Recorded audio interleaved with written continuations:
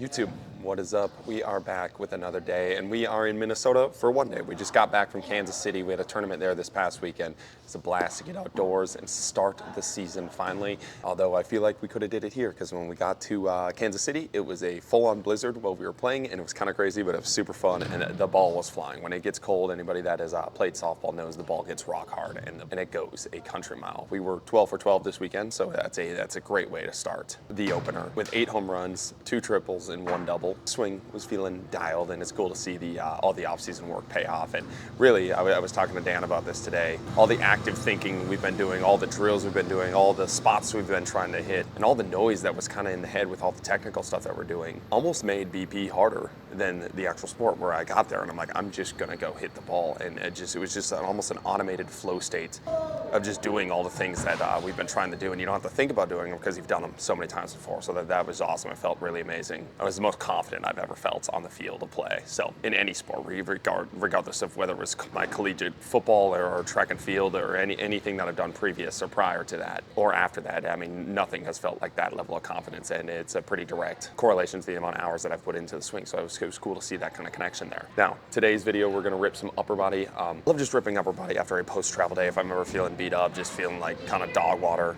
Car rides mess me up. Car rides and airplane rides mess me up more than anything, man. My hips get so tight, my back feels so tight after I'm trying to deadlift or pull anything off the ground after those days. It just makes me feel worthless. So we always rip an upper body pumper the day after, and we're going to Texas tomorrow. We're hopping on a flight tomorrow for another softball tournament. We're also going to see Tim Riley and hopefully have the guest appearance of Dylan Cooper, a fucking insane Olympic lifter who saw my forehead snatch and told Tim Riley he was going to teach me how to snatch. So if we get to snatch with him, that immaculate snatch session, and hopefully we can hit a big PR down there, but kind of just getting a pump in today and getting ready for tomorrow when we hop on the flight and we go rip with Tim Riley. And since today is going to be a little bit shorter workout, all we're hitting is bench press, some dumbbell rows, and a couple shoulder things and arms for tomorrow to feel good, because we don't want to be beat up going into tomorrow. I got to bring Dylan Cooper my best forehead snatch ever tomorrow. We're going to do a little OVR review. We just got this thing in the mail.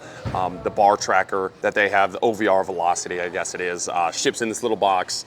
You open it up. It's pretty simple. It's just this little kind of Tendo unit here. You pull it out, turn it on, wrap this thing around the bar, and then you kind of rip it. It was a super simple setup. They have an app that goes with it. You download the app. There's really nothing complex there. So if any of the older coaches, I have a couple of older coaches that I train in the insider, they're always worried about all the new technical things. It's a super, super easy setup. And the app is super friendly. All you have to do is figure out how to download that. So if you don't know how to download an app, I don't know if you're watching this video. So I think we're past that point of Stone Age strength conditioning knowledge when it comes to technology. But I've been playing around with it for a couple days. We did snatches and deadlifts with it the first day that we got it, and some squat jumps. And honestly, it was very similar to Welty's unit that he said it was a little bit more expensive than this one. I think this one was like $250. The price tag for it is unbelievably cheap for a piece of technology, I think personally, especially when I was in college, when we were doing the college budgets and looking at some of this stuff, it was ridiculously expensive. So it's really cool to see a competitor come on the market and lower that price and give access to it to a lot more coaches and athletes with this stuff. But again, I've used it for 2 days, so the durability will probably be the biggest test in seeing if it continually connects and we don't have any glitches there. I remember we did the G Sprint and G Flight because they were cheaper units, and those things were 2 of the biggest pieces of crap technology things that we ever used. And the lower price tag was not worth the headaches that they were costing when we were using them, and upgrading to the jump mat and just a simple pair of lasers was definitely worth that price tag. Whereas this one seems like it's very similar to any Tendo unit or bar tracker that I've used in the past, which I think is pretty cool. Now, as somebody that traditionally makes fun of all the sports scientists in the field, I know some people that like the straw man are probably going to be pretty happy to hear that I'm using a bar tracker, and they can start saying, well, see, look at you using the data. And that's kind of one of the things that I wanted to talk about when it comes to like bar tracking and velo tracking with your workouts, is you have to use and keep these things as tools and fun little toys that you have, and not go full velo tracking. Like, we can sip on the Kool-Aid without downing the entire gallon and changing our whole personality, because now we have a bar speed tracker. We change all of our philosophies when it comes to programming because now we have a tool to do it and we can justify why we're doing it, right? I think sometimes when it comes to sports technology, people just way overthink it, and they kind of ruin the tool by only using the tool, or strictly using the tool, I should say. It's like when all you have is a hammer, everything looks like a nail. I think a lot of times in the sports performance world, as soon as you get toys that you can kind of sell your athletes on or sell these data points to parents, it kind of becomes that a coach's whole personality and reasoning for doing things. And I think you should have better reasons for programming things you program, better eyes or metrics as a coach to be able to look at your athletes to see what they need rather than just over relying on these data pieces. Again, the data pieces are a piece that can help all of this. I just by no means believe you need these things, right? Like the strength conditioning has been a thing athletes have been doing for thousands of years. And they've been getting bigger, stronger, faster, and better at sports without any of this. And the less we get lost in it, the more we can actually use the tool and have fun with the tool and have the tool benefit our training rather than dictate our training, right? So with that little rant aside, I have been a big fan of this velo tracker strictly for short-term gamification of training, right? When we were lifting with Welty, we kind of talked about this on the deadlifts, but it actually gave intent to my deadlifts for the first time in a while. Rather than just getting the bar up, I can get the bar up with intent, and I can have a number that competes with Welty. And that's the one thing we kind of talked about on that video too, is one of the cool things with the velo trackers is that a lot of times when a bigger guy lifts with a smaller guy, or just a stronger guy with a weaker guy, it's always the stronger guy that wins on every lift, right? Because he just puts more weight on the bar, and that's all people can push for. Whereas now you can have similar percentages that athletes are doing, and they're still competing to beat that stronger athlete, right? So I think it evens the playing field, and it gets a little bit more intent for those stronger athletes to perform, right? So are they moving their 70% as fast as that weaker athlete is moving their 70%? And I think that's a cool way to short-term gamification in your training. And even when Welty and I were doing it, it was one of my best deadlift sessions because I was actually driving the bar with intent, and my little ape brain was just trying to drive that number up, right? So as with anything, a good athlete loves to compete, and you give them a number to compete for, they're absolutely going to go get after it. And if for $200 you can drive intent in your lifts a little bit more, I definitely think that's worth it. Obviously, if you have to buy 15 of these, it's a little bit different. But for a $200 toy to drive intent for myself and for my athletes in training, I think that's 100% worth the price tag there. And with that competition thing, that can definitely be the negative side of these things. It's just like a jump mat, just like kind of a laser, although lasers are definitely harder to cheat than a jump mat. But when an athlete knows what's being tested and what's being measured, they definitely start to gamify these tools. And I caught myself doing it even with when we were shoulder pressing. It was just trying to find the straightest and fastest line of pressing that I could do rather than just shoulder pressing and lifting the way a traditional shoulder press is done. It kind of turned in like a 45-degree press because I could drive it out quicker off the pins when I was lifting with Welty. I didn't really notice a way to gamify that with any deadlifts. You could definitely see athletes shortening up their squats or changing their form a little bit to get technique up, and I know you can do it with bench press and shoulder press. But again, if your goal is to gamify the training and draw intent, many times I don't really care if they're cheating the gamification. I just want them to drive that intent into the gamification, into the game, and win it any way possible. But again, that's why you can't make this thing your entire personality in the only way that you lift, because you will definitely have athletes start to cheat this and find ways to gamify the game and then win the game, which is what a good athlete should do. But these things work amazing on the bench, squat, and deadlift. And we even did some shoulder press and some squat jumps with it, and it works super nice, and the numbers were super easy to understand. You can just put a number in front of the athlete at a certain percentage of the way and just tell them to move it fast, and then show them how fast they're actually moving it compared to the athlete next to them or compared to themselves of the past. And that's a super easy way to do it. When it comes to the cleans and snatches, it got a little bit more all over the place with the numbers. It was catching a first pull and a second pull sometimes. It would kind of cut the reps in half sometimes. And honestly, I don't love it for the cleans and jerks anyways, because it seems like it kind of just gets in the way when you're dropping the bar, and it is a wire there that you kind of have to move out of the way from. So that could be one negative if you're strictly trying to use it for Oli lifts. I haven't loved it for Oli lifts, and I probably won't use it a ton for Oli lifts, but for deadlift, squats, and bench, it's a really cool tool, and it's really easy setup for me. Another thing that I really like about it is the long-term gamification that you can have with it through the tracking in the app, and it kind of shows you all of your numbers that you've had in the past and that weight moving at a certain speed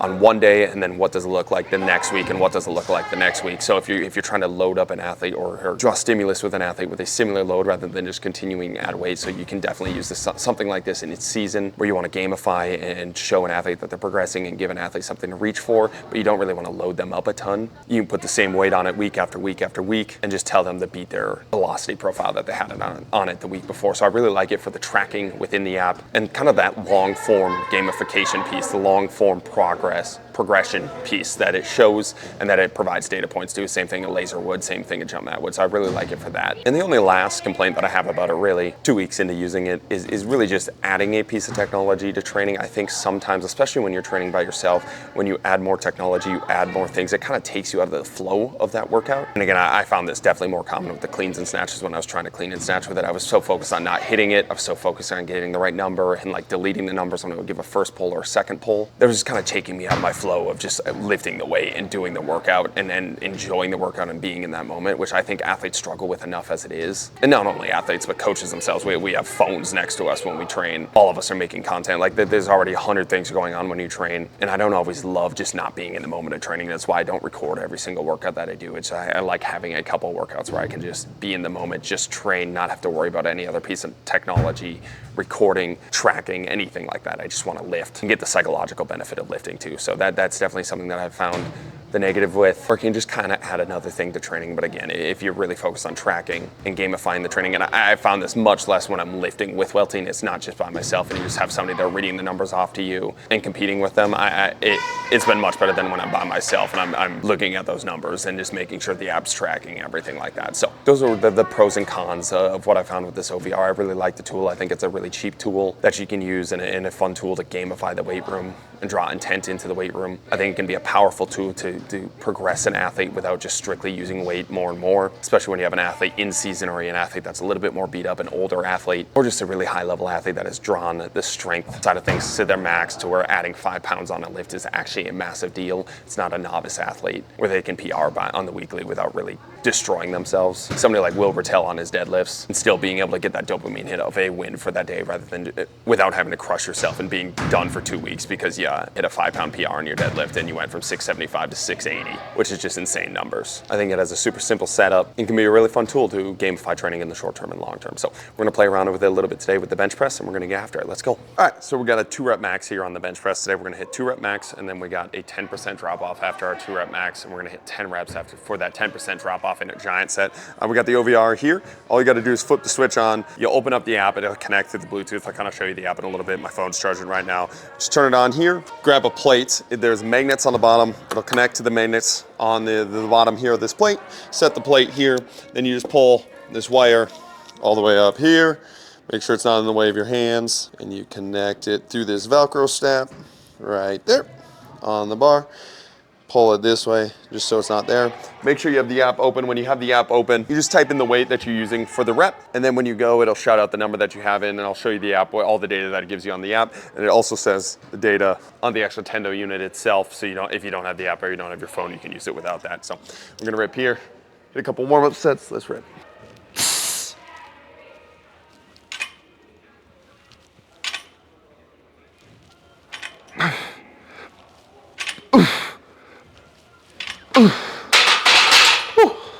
Then grab the phone, come over here,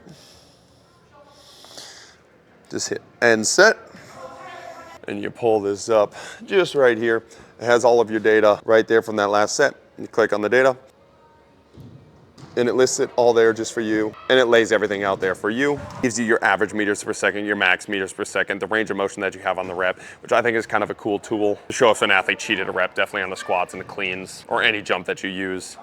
Your average watts and your max watts that you had during the workout. And then it tells you how many reps that you did through there. So I think it's kind of a cool thing and marks it as like March 18th. The next time that I use 135, I can look at and compare my average meters per second and my max meters per second on that lift and compare it with that 135 rather than having to add weight. So I think that's kind of cool. Now we'll stop fucking talking about this. I don't get paid to talk about this. I was just looking to buy one of these because Will posted it and I couldn't find a review on it or how it worked. And I get a little sketched out when I don't have a review. So I just want to lay everything out that I was looking for. So if you're looking at buying it, now you got all that data and how to hook it up and everything like that. So let's get after this weight and let's go. All right, set number 2 here. I'm not really sure why I put the OVR there. I should just move it to the outside of the bar, but I'll do that after this next set. Let's get after this weight, let's go.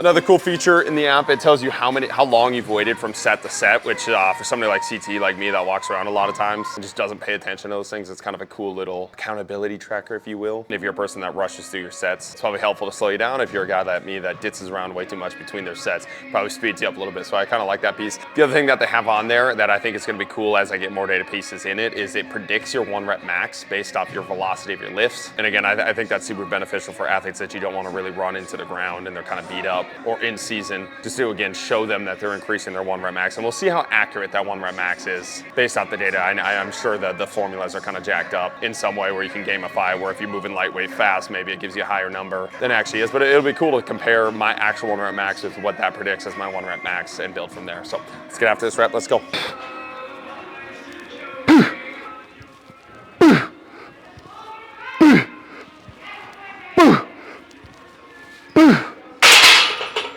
A couple cool data points there. My 185 and my 225 moved at exactly the same pace for both my average and my max velo. It's kind of, again, a cool little data piece when you're talking with your athletes, like, hey, you're not moving that at max intent because they just added 50 pounds to it and you're moving it at the same exact speed, right? Now, obviously, I think with some weights, when you have a grindier athlete and a twitchier athlete, they can move certain weights much quicker, and then you cross that threshold where it comes into a grindy weight, and twitchy athletes can't do it at all, and you'll see a massive drop off in speed. And you could sit there and argue that they're not trying on that one, when that's more of just a movement strategy thing. But with me, I mean, the 185 to 225, they're both pretty much warm-up sets there. It's just showing me that I didn't try very hard on that 185 compared to that 225, or I just had a really good set with that 225 for it to be the same exact average and peak velo. It also just predicted my 1 rep max to be 353, which I absolutely do not have in my body right now. Or at least maybe I'm just doubting myself. So it seems like it's overshooting right now, but as we add more data points, we're gonna see how accurate it gets. And maybe I'm just down on myself right now. Maybe we can hit 353, but if I hit 353 today, I'd be a fucking very happy man. All right, let's go.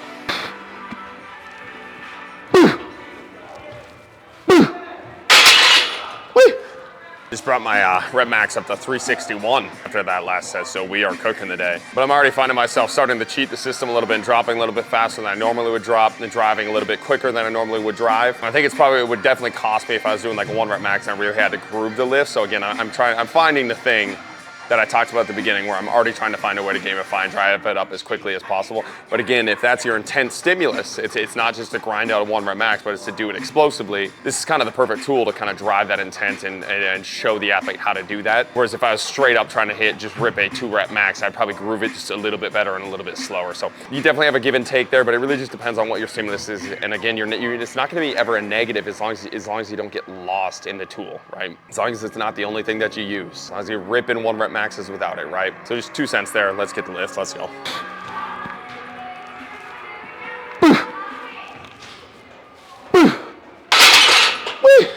All right, this is such a first world content creator influencer complaint here, but you do have to have the app open for it to track anything. So if you try to record stuff with your phone, well, using this app, it's not gonna work, and then it doesn't track. And you can go through the box to get your numbers of what it was, but it doesn't track it in the app itself. And that's one of the things that I like about the app, is that it keeps all of the data for you, the graph, and kind of shows you all of your data points to compare to from the past, right? So and maybe you can manually input it too, so you might be able to manually input it after, but that's just another complaint. I have a burner phone, luckily, so I'm downloading the app on the burner phone as we speak for the next app, so we can get content for the IGE after this next set. That last set drops my bench max down to 350, so we're gonna get a little bit more realistic there. Let's go.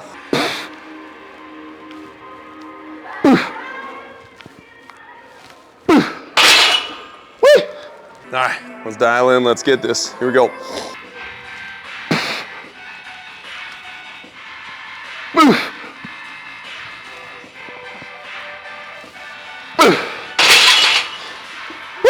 Let's go. All right, then before we hit our drop set, so we got a 10% drop off of that for 10 reps for a giant set here. We got these super cat throws. We got our 5th set of 3 here. Standing here, just a standing shoulder throw as our upper body plyometric for the day. Let's go.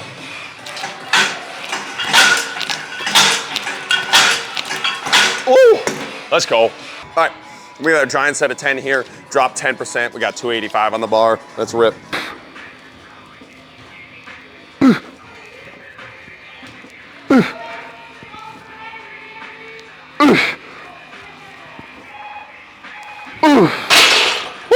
Let's go. I definitely see you doing this in the same way that you would the laser timer. So when we sprint, when we run fly 10s, we run until you have a certain percent drop off on our fly 10, and that's when we cut it for the day.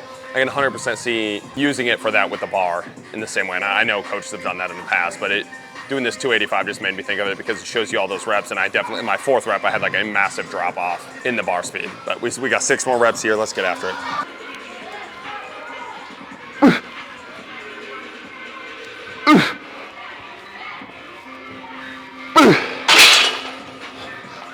We got 3 left.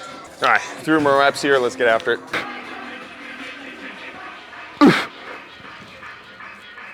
Ooh, come on. Ooh. Woo. Good little shoulder primer for snatches tomorrow. Let's go. All right, then speaking of shoulder primers here, we got this SOTS press hold, just a little opener for tomorrow, and a little mobility drill I've been adding in pretty much 2 to 3 times a week that I've been a big fan of. So we're gonna come here, we're gonna bring this band back, we're gonna SOTS press it up and back, and we're gonna hold this position for 2 minutes. As I start to open up, I'm gonna grab the band just a little bit more narrow, challenge that mobility, pressing up and back, and holding here, open up that chest and shoulders for 2 minutes, let's go.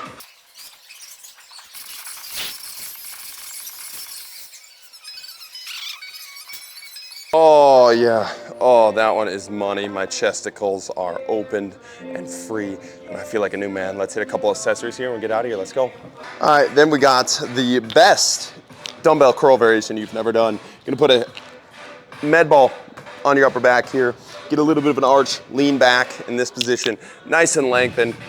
Let those shoulders open up, get in that prayer pose position, let that neck hang back, let that T-spine open up, and we are curling. We got big curls here, we got 15 of them, nice and long. These feel like money.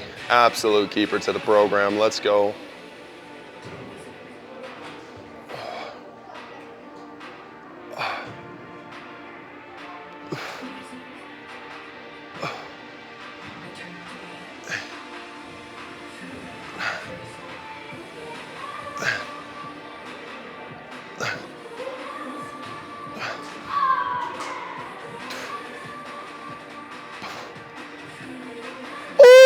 Let's fucking go. Holy shit, it feels like the biceps tearing off the bone. Let's get it. All right, and then the last thing we got today, we got 2 sets of 5 here. Power rows off the ground here with this barbell. I really, really like these to build a gorilla back, man. There's really nothing better than just a heavy row off the ground, I think. Adding the barbell stimulus in there gets the athletes a little bit more excited. It actually has them load up their rows rather than just going heavy on the dumbbells. And there's something about ripping a barbell off the ground that's just not the same with a dumbbell. So we're gonna strap up, we got sets of 5, then we out, let's go. Ooh. 3. Ooh. Ooh. Let's go. Not running in the rack and not doing it hard enough.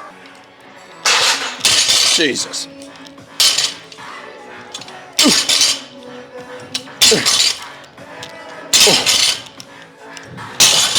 Let's go. Appreciate you guys watching. Keep chopping wood.